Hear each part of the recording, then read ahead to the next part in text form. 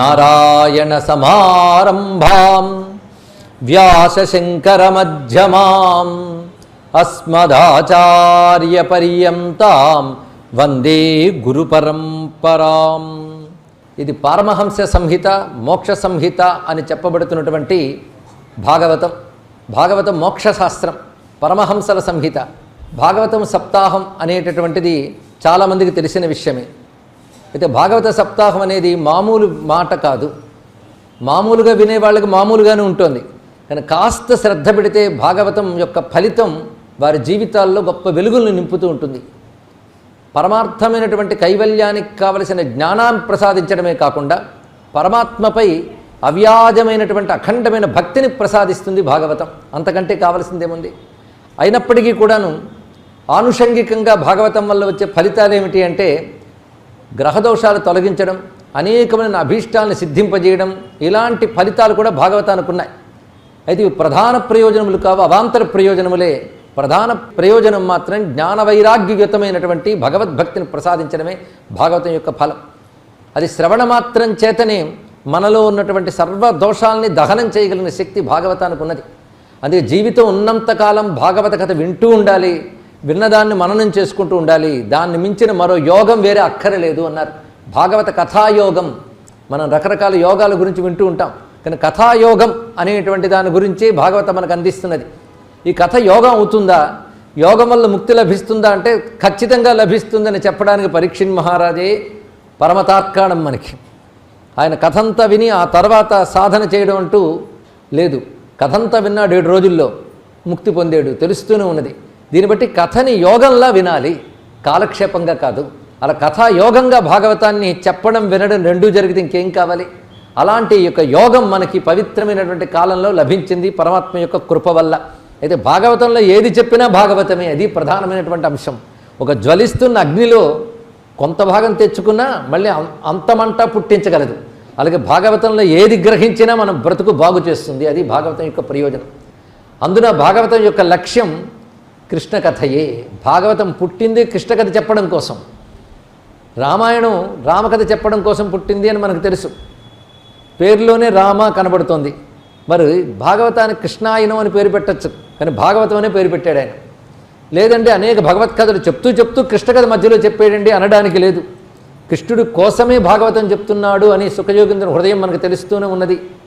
ఎందుకంటే నారాయణ సర్వావతారములు స్మరణ చేసి సర్వేప్యంసకళా విష్ణోహో కృష్ణస్తు భగవాన్ స్వయం అన్నాడు.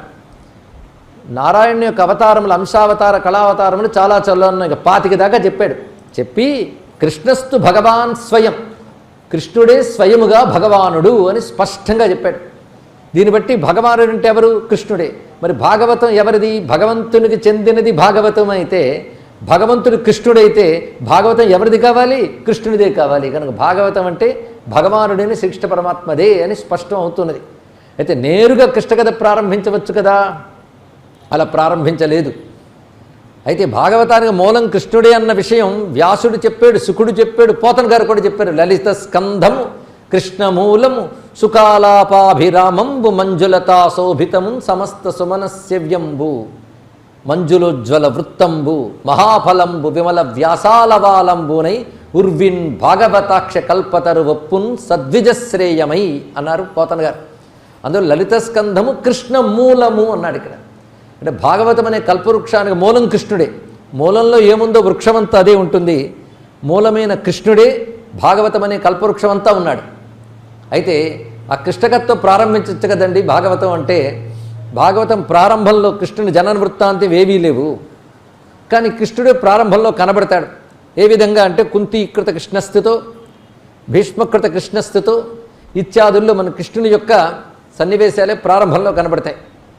ఆ తర్వాత కూడా ప్రహ్లాద చరిత్ర లేదా వామన చరిత్ర ఇత్యాది రమ్యమైన ఘట్టాలు వచ్చినప్పుడు కృష్ణ కథ లేదు అందామా అంటే, ప్రహ్లాద చరిత్ర ప్రారంభంలోనే కృష్ణ పరమాత్మ శిశుపాలుడిని వధించి శిశుపాలుడి జీవుడిని ఐక్యం చేసుకున్న తర్వాత ధర్మరాజు ఆ విషయాన్ని చూసి నారదుల వారితో ప్రశ్నిస్తే అప్పుడు నారదుల వారు ధర్మరాజుకి ప్రహ్లాద చరిత్ర చెప్తారు. ఆ చెప్పేటప్పుడు ముందు చెప్పినటువంటి పద్యం ఏంటయ్యా అంటే, ఈ కృష్ణుని ఎలా సేవించినా కూడా ముక్తినిస్తాడయ్యా, అలుకనైన చెలిమినైన బాంధవమునైనా ఇన్ని రకాలుగా చెప్తూ ఒక పద్యం చెప్తాడు అక్కడ. ఏది? ధర్మరాజు దగ్గర కూర్చుని నారదుల వారు, అది ప్రహ్లాద చరిత్ర చెప్పే ముందు ఏమని చెప్తాడంటే, కామోత్కంఠిత గోపికల్ భయమునన్ కంసుండు వైరక్రియా సామగ్రిన్ శిశుపాల ముఖ్య నృపతుల్ సంబంధులై వృష్ణులున్ ప్రేమన్ మీరలు భక్తి నేము ఇది చక్రింగంటిమి ఎట్లైన ఉద్దామధ్యాన గరిష్ఠుడైన హరిచందన్ వచ్చు ధాత్రీశ్వర. ఈ పద్యం చెప్తాడు అక్కడ. ఎవరు? నారదుల వారు. చెప్పబోయేది ప్రహ్లాద చరిత్ర. చెప్పిన పద్యం ఎవరిదంటే మొత్తం కృష్ణుడి గురించే. అంటే మనకు అక్కడక్కడ కృష్ణుడిని చూపిస్తూ చూపిస్తూ భగవాన్ అవతారములన్నీ చెప్తూ వచ్చారు. 9 స్కంధాలు పూర్తయిపోయాయి. ఈ 9 స్కంధములు పూర్తయిపోయాయి. అప్పుడు రామావతారం కూడా 9వ స్కంధంలో అయిపోయింది. ఇన్ని అవతారములు, గాథలు, గజేంద్ర మోక్షలు లాంటి అద్భుతమైన ఘట్టాలు ఇవన్నీ విన్న తర్వాత అప్పుడు దశమస్కంధం ప్రారంభమవుతుంది. దశమస్కంధం ప్రధానంగా పూర్వార్ధ ఉత్తరార్ధ భాగములని చాలా విస్తారం అవడం చేత 2 భాగములుగా పండితలోకం చెప్తూ ఉంటుంది. ఆ తర్వాత వస్తుంది ఏకాదశ స్కంధం, ద్వాదశ స్కంధం. దశమస్కంధం నుంచి ద్వాదశ స్కంధం వరకు సంపూర్ణంగా కృష్ణ చరిత్ర మాత్రమే చెప్పబడింది. అందుకు పూర్వం కృష్ణస్మరణ, కొన్ని కృష్ణావతార సంబంధమైనటువంటి ఘట్టములు తలంచుకొనుట, ఇవి మాత్రమే జరిగాయి. కానీ పరిపూర్ణమైన కృష్ణ కథ మాత్రం దశమస్కంధం నుంచే మనకు వస్తున్నది. ఇందులో ఉన్న ప్రత్యేకత ఏమిటి? 12 స్కంధాల గ్రంథంలో 10వ స్కంధం నుంచి మాత్రమే చెప్పబడే కృష్ణ కథను పట్టుకుని మొత్తం భాగవత కృష్ణ కథ అంటే ఎలా అండి అని ప్రశ్న వేస్తే, అంతవరకు జరిగిన సర్వావతారముల యొక్క సంపూర్ణ స్వరూపమే కృష్ణుడు అని చెప్పడం భాగవతం యొక్క ప్రధానమైన ఉద్దేశం. ఈ విధంగా పరిశోధించదలుచుకుంటే ఎవరైనా భక్తి కలిగిన పండితులు కృష్ణావతారంలో సర్వావతారములు అనేది పరిశోధన చేస్తే మొత్తం కనబడతాయి. నరసింహావతారం కృష్ణావతారంలో కనబడుతుంది, రామావతారం కనబడుతుంది, దత్తాత్రేయ అవతారం కనబడుతుంది. కనుక నారాయణుడు వివిధావతారముల ద్వారా ప్రకటించినటువంటి విభిన్నమైన తత్వములు అన్నిటి యొక్క సంపూర్ణమైన ఏకత్వం కృష్ణావతారంలో ఉన్నది. ఇది ఒక రహస్యమైన అంశం. అందుకే ఇన్ని అవతారములు చెప్పి కృష్ణావతారం చెప్పడం ఎందుకంటే, మఠం వేసి కూర్చుని 9 స్కంధాలు ఏకాగ్రంగా వింటే దానివల్ల ఒక చిత్తశుద్ధి ఏర్పడుతుంది. అలాంటి చిత్తశుద్ధి ఏర్పడ్డవాడికే కృష్ణకథ అర్థమవుతుంది అని చెప్పడం దీని యొక్క ఆంతర్యం. అందుకే 9 స్కంధాలు శ్రద్ధగా వింటేనే కానీ కృష్ణకథ అంత తేలిగ్గా రాదు. నేను కృష్ణుడు తేలుకొనుకున్నారా? కృష్ణుడు హృదయానికి పట్టాలి అంటే వాడికి అది ఆఖరి జన్మ అయి ఉంటేనే కృష్ణుడు పడతాడు, లేకపోతే లేదండి. ఇక్కడ మోక్షానికి యోగం ఉన్నవాడికే కృష్ణుడు హృదయానికి పడతాడు. అలాంటి యోగం హృదయానికి రావాలి అన్నా, యోగ్యత రావాలి అన్నప్పటికీ 9 స్కంధములు అంత శ్రద్ధగా, పరీక్షిత్ మహారాజు విన్నంత శ్రద్ధగా వింటే తప్పకుండా కృష్ణకథ వినడానికి మన అర్హత ఏర్పడుతుంది. అంత దివ్యమైనది కృష్ణకథ.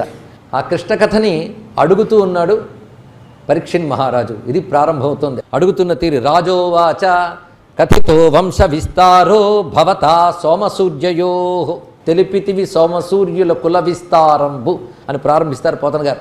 ఇంతవరకు నువ్వు సూర్య చంద్ర వంశముల యొక్క రాజుల యొక్క చరిత్రల్ని విస్తారంగా చెప్పావు, ఇందులో సందేహం లేదు. అదేవిధంగా యదువు మొదలైనటువంటి చంద్రవంశ రాజుల గురించి కూడా వివరించాం. ఇప్పుడు నాకు కోరిక కలిగిందా? యదోశ్చ ధర్మశీలస్య నితరాం ముని సత్తమా తత్రాంశేనావతీర్ణస్య విష్ణోర్వీర్యాని శంశనః. ఆ యదువంశంలో ఉద్భవించినటువంటి విష్ణువు యొక్క కథల్ని నాకు పరిపూర్ణంగా చెప్పు అని అడుగుతున్నాడు. అంటే 9 స్కంధముల తర్వాత ఈ కోరికని ప్రబలంగా చెప్తున్నాడు. అవతీర్య యదోర్వంశే భగవాన్ భూతభావన కృతవాన్ యాని విశ్వాత్మా తాని నో వద విస్తరాత్.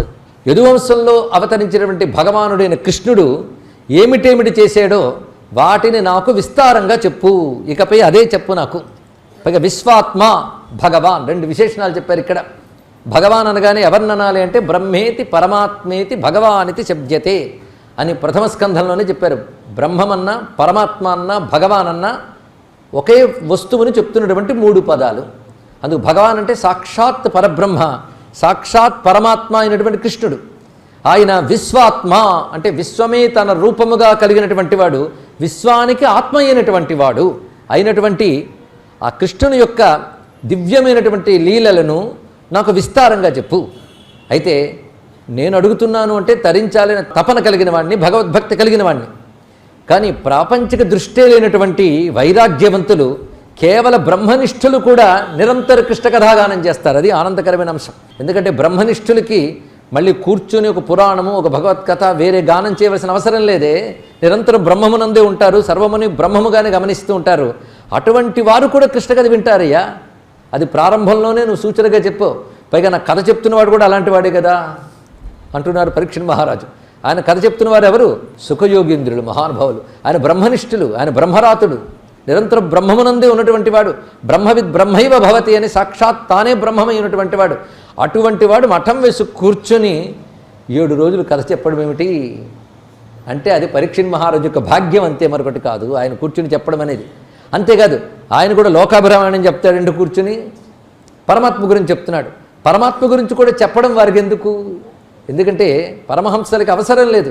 అయినా ఎందుకు చెప్తున్నాడంటే నిరంతరం ఏ బ్రహ్మమనందు తాను నిష్ఠితుడై ఉన్నాడో ఆ బ్రహ్మమైన కృష్ణుని గురించి చెప్పడం కూడా బ్రహ్మనిష్ఠయ్యే కనుక చెప్తున్నాడు మహానుభావుడు. ఆ కృష్ణుడు అలాంటి వాడే. ఏం చేస్తాం?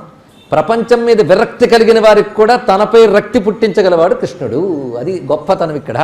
అందుకే ప్రాపంచికమైన సర్వము సుఖములను కూడా తృణప్రాయంగా తోసిపారేసినటువంటి మహాయోగులు కూడా ఆయన్ని మాత్రం నిరంతరం అనురక్తితో ఆశ్రయిస్తూ ఉంటారు. నివృత్తతర్షైరుపగీయమానాత్ భవౌషధాత్ శ్రోత్రమనోభిరామాత్ క ఉత్తమ శ్లోక గుణానువాదాత్ పుమాన్ విరజ్యేత వినాపసుఘ్నాత్ అంటున్నాడు పరీక్షణ్ మహారాజు. ఎంత చక్కగా అడుగుతున్నాడు. ఈ ఒక్క శ్లోకంలో కృష్ణ కథ యొక్క వైభవాన్ని చెప్తున్నాడు. కృష్ణ కథకున్న లక్షణాలు అదేమిటంటే నివృత్తతర్షై ఉపగీయమానాత్, భోగతృష్ణలన్నీ విడిచిపెట్టినటువంటి వారి చేత గానము చేయబడేది కృష్ణ కథ. ఒక్క మాటలో కృష్ణ కథ యొక్క గొప్పతనం ఎంత అద్భుతమో చూపిస్తున్నారు. సామాన్యులకు కథలో మంచి రసవత్తరమైన సన్నివేశం ఉంటే ఆస్వాదిస్తారు. ఇలాంటి లౌకికమైన రసాలు ఆస్వాదించారు ఎవరు? బ్రహ్మనిష్ట కలిగినటువంటి వారు, భోగతృష్ణను విడిచిపెట్టిన వారు. అలాంటి వారు కూడా కూర్చుని ఆస్వాదిస్తారంటే అందులో చెప్పబడ్డ రసం ఏమిటి? సరసానాం రసతమః పరమ పరార్చ్య అని ఉపనిషత్తు కీర్తించినటువంటి రసోవై సహా అయినటువంటి స్వరూపమే గనక వాళ్ళు ఆనందిస్తున్నారు. అందుకే నివృత్తతర్షై ఉపగీయమానాత్ అటువంటిది.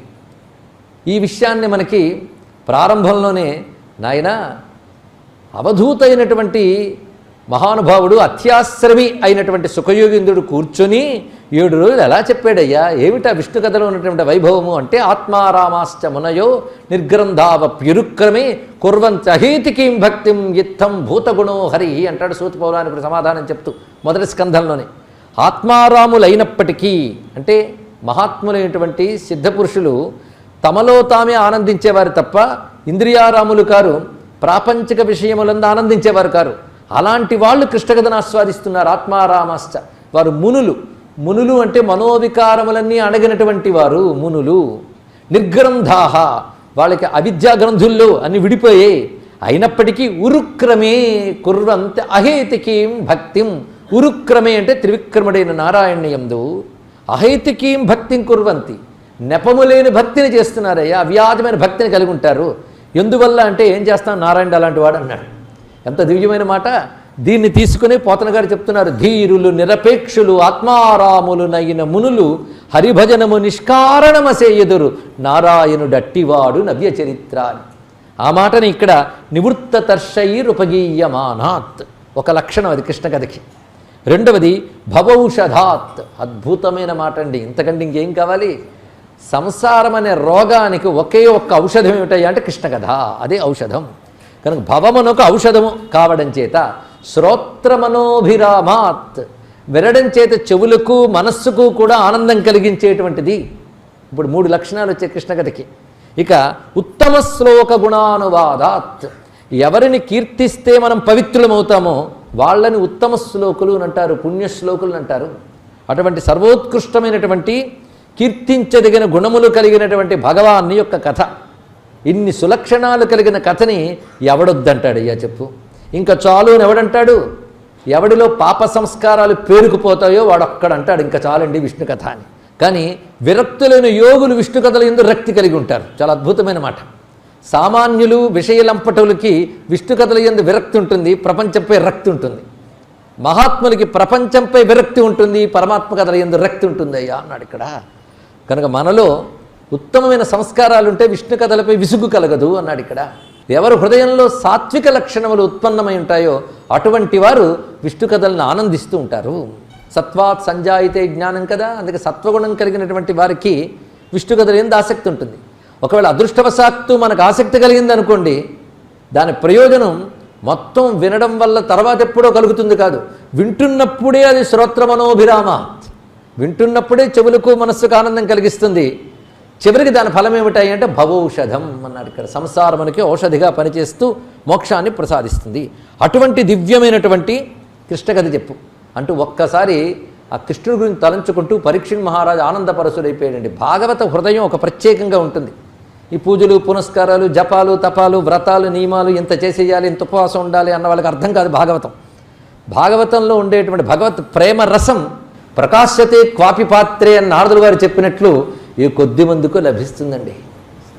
సాధారణంగా భాగవతం వినేవాళ్ళు కూడా పుణ్యం వచ్చిందని వినేవాళ్ళు ఉంటారేమో తప్ప ఆ కృష్ణరసాస్వాదన చేస్తూ వింటున్నప్పుడే బ్రహ్మానందాన్ని అనుభవించగలరయ్యా భాగవతాన్ని. అటువంటిది.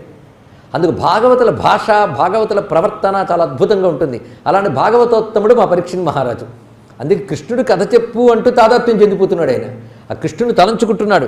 పితామహామే సమరేమరంజయై దేవవ్రతాద్యాతిరథైస్తిమింగళై దురత్యయం కౌరవ సైన్య సాగరం కృత్వాతరన్ వత్సపదం స్మయత్ప్లవాహ. ఎటువంటి కృష్ణుడయ్యా! అటువైపు కౌరవుల యొక్క భయంకరమైనటువంటి పతకండ అక్షౌహిణుల మహాసైన్యం సముద్రంలాగా ఉంటే అందులో తిమింగళాల్లాగా మొసళ్ళులాగా ద్రోణుడు భీష్ముడు మొదలైనటువంటి మహాయోధులుంటే అలాంటి భయంకరమైన సముద్రాన్ని గోపాదమంత మేర దాటినట్లు దాటేశారు. అర్జునుడు మొదలైన వారందరూ సులభంగా దాటేశారు అంత భయంకరమైన కౌరవ సైన్యాన్ని. ఎవరి వల్ల అంటే కృష్ణుడనే నావ వల్ల అన్నారు. ఆయన వల్ల దాటగలిగారు దీన్నంతటినీ. అది తలంచుకుంటున్నాడు. ద్రౌణ్యస్త్ర విప్లుష్టమిదం మదంగం సంతాన బీజం కురు పాండవానాం జుగోప కుక్షింగతాత్త చక్రో మాతుశ్చమే యశరణం గతాయా. నన్ను కాపాడింది ఆయనేనయ్యా. మా యమ్మ కుక్షి గురుసుత సాయక పీడితుడనైన నన్ను, నేను మా అమ్మ కడుపులో ఉత్తర కడుపులో ఉన్నప్పుడు అశ్వత్థామ ప్రయోగించినటువంటి బ్రహ్మశిరోనామక ఆశ్రమ యొక్క అగ్నిజ్వాలకి నేను దగ్ధమవుతూ ఉంటే ఆ గర్భంలో నేను ఉన్న సమయంలో నన్ను రక్షించడానికి నారాయణుడు రాడా అనుకున్నాను. అప్పుడు గర్భంలో ఉన్నప్పుడే ఆయన గుర్తొచ్చాడంటే అది ఆయన దయా.